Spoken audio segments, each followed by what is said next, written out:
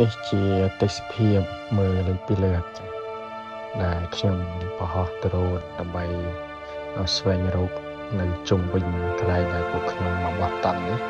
គឺចម្ងាយ300ជាងម៉ែត្រគឺមានពិភពទឹកវាហូរតាមស្ទឹងអញ្ចឹងហើយមានទឹកដែរមានថ្មមានទឹកហើយចូល500ម៉ែត្រហើយស្រាប់តែមានខ្ទមមួយនៅដាច់ស្រយាលវាឆ្ងាយពីកន្លែងនៃពួកខ្ញុំបោះតង់អញ្ចឹងមានខ្ទមមិនដឹងជាខ្ទមអីទេហើយអាចខ្ទមអីសីហើយខ្ទមហ្នឹងគឺគេធ្វើនៅមាត់ទឹកអញ្ចឹងណាដាច់ស្រយាលឆ្ងាយតែឯងអញ្ចឹងទៅពួកខ្ញុំក៏អត់ហ៊ានដើរទៅណាវាឆ្ងាយពេក